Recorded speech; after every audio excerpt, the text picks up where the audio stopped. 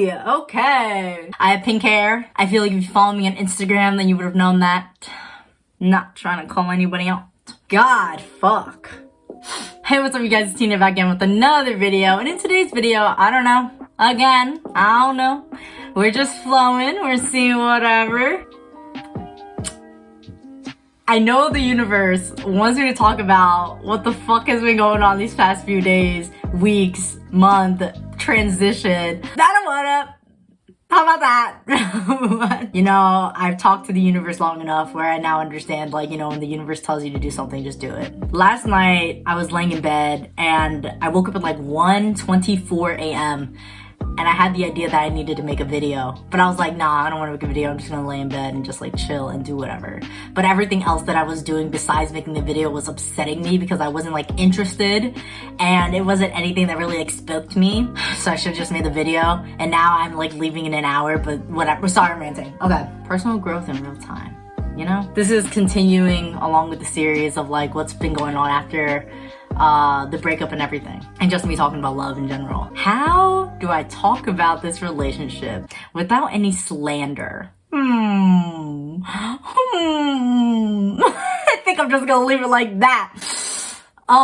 I'm like trying not to be specific. I'm not trying to give details because like, I'm not saying, no, I gotta stop. I'm not gonna say anything. Oh my God. Universe, why are you making me talk about this? You know what? I just have to watch what I say nowadays, apparently. I guess that's just the double-edged sword of just being super personal on my YouTube channel, because even though I make these videos and they're meant to help anybody who wants to learn, who wants to listen to the things that I experience and what I take from it and just life in general, whatever. This is like, I think I'm confronting the fear of what made me not want to show myself at all and not be personal, not be expressive, not follow the uniqueness that I know that I have within me. It's too real. Like, it's too real for some people, and sometimes it's even too real for me.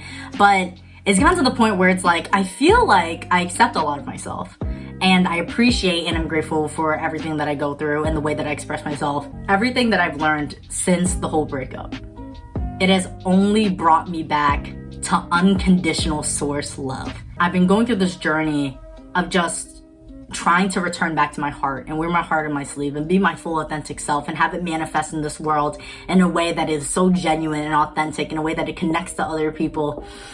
And I really do always care about love and relationships and finding the best way to portray myself, to connect with other people, and especially in a healthy way that allows me to not disrespect my own boundaries and standards, but not disrespect the boundaries and standards of other people, right? I really care about the interactions that I have and making sure that it's like respectful. But the component of these relationships that I found missing was just like the lack of authenticity, the lack of genuity. I know that's not a fucking word, but I want to make it a word. I think it's not a word, but I want it to be a word. Like when you're being genuine, but you know, lack of genuity. I don't fucking care. I like it, okay? But yeah, there was like a wall. I kept hitting a wall. And I felt myself not being able to connect any deeper than this, understanding them past this. And it's the saying that you only know yourself as much, or you can only meet someone as far as you met yourself. And I knew that my lack of connection with other people wasn't their problem. It wasn't their fault. It's not like they're boring. It's not like they don't know themselves or they aren't able to express themselves. It's the fact that I'm incapable of relating so deep, because you know when you get to the point of a conversation, you can't keep having short, shallow conversations. You're gonna have to talk about yourself at some point. And I realized that I had a serious like social anxiety when it came to connecting to people in a deeper level. It's easy to do it right here when I'm just talking to a camera and yeah, put it out there. Whoever sees it, but I don't actually have to like look at their reactions.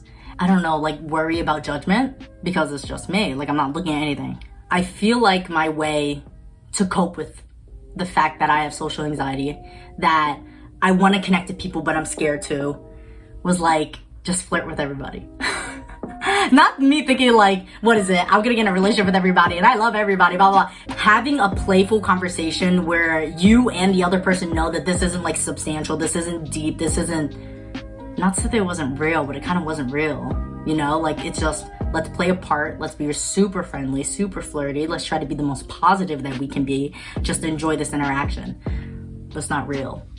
And if you've been watching me throughout this whole channel, like, I feel as if I've always been having those uncomfortable conversations with myself and confronting the subconscious, confronting the dark that I've always hidden, and recognizing that it's pretty, that it is beautiful, that it's what makes me me, and then taking a step further and taking the action to like heal the conditioned, programmed part of me that necessarily doesn't really serve me anymore. It protected me, but it doesn't really help me now. And this whole journey was like returning back to my emotions, realizing that I don't work for my brain. I feel things first before my mind is able to transcribe it, before it's able to understand it, allowing my heart to have the space to speak and giving it that validation that you matter and that you have the right to be here as much as like my mind does. And it probably leads me to greater things than whatever my limited consciousness has here in the 3D, where my heart is directly connected to my soul, to source,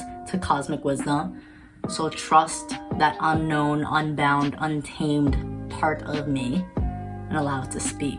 And when I was confronted with everything that this heartbreak could have made me, it could have made me revert back to my ego. It could have made me distrust love, hate love, resent connections with other people. But I found myself still fighting for love, still believing in love, and knowing that I deserve it. I finally let go of the idea that I can't trust people with the wholeness of who I am, and with like all the weird aspects of me, and just all the things that I thought made me so complex. I thought that it was too much for other people, but it's like not.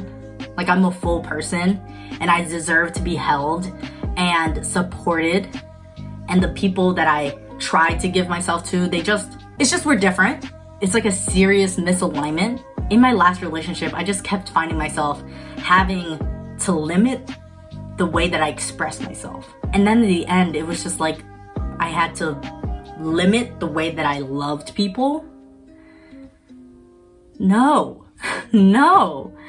I finally got to the point where I was able to express myself, where I was able to feel my emotions. And I'm sorry that it wasn't like all love and light, that it actually involved parts of my subconscious that were messy, parts of my subconscious that I repressed, parts of my past that I wasn't proud of, but was trying to bring to light and was trying to understand and was trying to integrate and was trying to release. If you ever find yourself in a position where you have to limit the way that you express yourself and you have to like distort your reality in order to keep people in your lives, and then you have to limit the way that you give and receive love in order to keep people in your lives, let it go. Like, those people are not meant for you. And it's not good or bad, right or wrong. It's just a misalignment. I was so dangerously misaligned to my last relationship. I saw this vision of me and my inner child standing at a dock. I saw my ex on a boat. He was waiting for me to go on. He was waiting for me to continue this path with him. But in order for me to continue that path, I had to leave my inner child behind. I couldn't do that. I can't leave what you think is ugly. You can't pick and choose when you have the pretty parts of me, when I'm happy, when I gain clarity, when I act from a state of lucidity. Sometimes I won't know, but I'm trying to figure it out. Expecting a rebirth without going through the process is an illusion. That's insanity. You have to want all of me or none of me at all. If you only want some parts of me, then you don't know who I am. And I'm not somebody that hides from all aspects of me. I don't think any part of me is ugly. I don't think that my emotions are messy. I feel like the last relationship that I had challenged everything that I used to think about myself. It challenged all of the habits that I used to have in order to dismiss my emotions. And it made me realize how much I loved myself and how much I accepted all of myself, no matter what. And I wasn't going to leave myself for anybody. I wasn't going to become anybody else for anybody else. It's so strange that it returned me back to unconditional love, where you think that you always have a person that's like questioning your character, questioning your personality, questioning your past, making you think that I am a terrible person for being the person that I am. It like put the ugliest judgments that I had about myself in a different person. And when I was able to see it from a different light, you can't ask a flame to perceive how hot it is. I had to see the way that I thought about myself in a different person to realize like, I don't think about myself like that anymore. I have grown so much. I have healed so much. I have accepted all of my abandonment issues, self-sabotaging tendencies, control issues, perfectionist ego. I accepted all of it. I just felt like the relationship that I had with my ex was on a time limit. And it was something that I needed to learn now because my life is moving. And I wouldn't have been able to recognize the good things that were going in my life if I was never able to experience how bad it could have been. I have been on this journey of healing on autopilot for so long, and dealing with all of this self-hate, being numb, incapable of loving myself.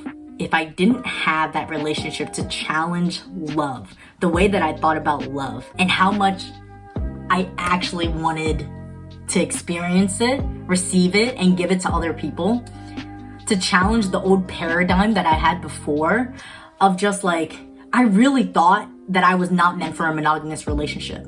But that was just based off of fear. I didn't think that somebody could hold me, could actually understand all of me, accept all of me.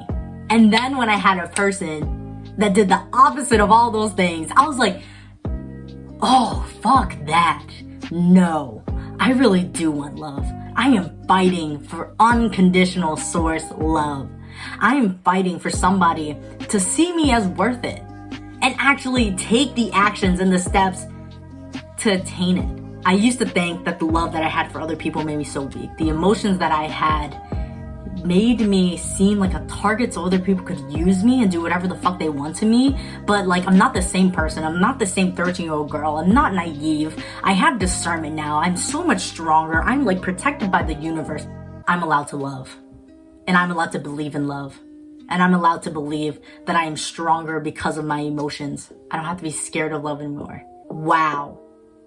My fear of love no longer overpowers my want for love. It is no longer able to stop me from creating genuine connections with other people. I was so scared of love that it was like, the less that I gave love to other people, it ended up turning on me, where I was like, the less that I gave love to myself. And that was a terrible way to live. I hated that. I was like sad all the time because like, even though I was really social and I was surrounded by other people, I didn't really create genuine connections because I was unable to create a genuine, like deep loving connection with myself. I'm done with that.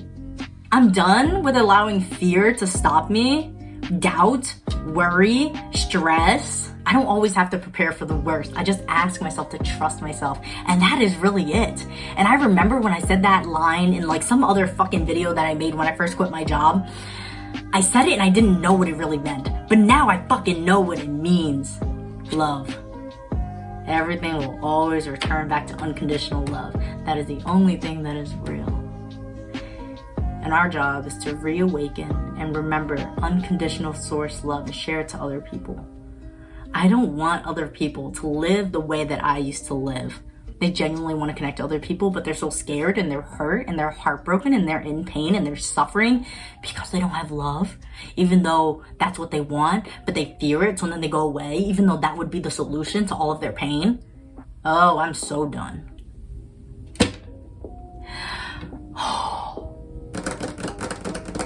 I think when I was younger, all I needed was just like somebody to love me. Somebody to show me what real love was. Someone to show me that like, I deserve love just because I'm a person and that I do have free will and I do have consent and the integrity of my soul matters and it deserves to live a healthy life where people don't abuse and misuse their power, which only comes from fear anyways, to be given a space where they feel like they will be heard and understood and desired and supported and safe. Because I know that when I didn't have a space like that, I was never myself and I was just unhappy. Our job here is to express be our unique selves, follow the coding in our DNA, live out our purpose that the universe was always designed for, and we are incapable of progressing forward as a race if we don't allow ourselves to have love support us, to uplift us, to be the foundation of us being our unique selves. Oh my fuck, I hope everything that I said makes sense. I hope that you guys feel and understand why it is so important to return back to love. And it sounds so cheesy and it sounds so corny, but it's like one of those easy sayings that you just have integrated with you from birth just because. Like, you see it everywhere. Live, laugh, love. But it's fucking for real. Oh, be nice, bro. And when I was in the bathroom, like, I went to one of my friend's house, and then in her bathroom, it said that, what is it? Love me when I'm, I forgot what it said. It said, love me when I'm being my ugliest, love me when I'm hurt, because that's when I need it the most. Some shit like that. And it's so true. I'm done talking. Okay, anyways, I love everybody. I hope they have a great day, night, evening, wherever, whenever you're watching this on Choose Love, Choose Light, choose your subconscious, choose to heal, choose to grow, choose to face the uncomfortable, choose to connect with other people, choose to be genuine, choose to be your full authentic self and allow it to manifest in this world in a healthy way where you can also support and trigger other people's ego so they could reawaken and remember. Oh! Goodbye, guys.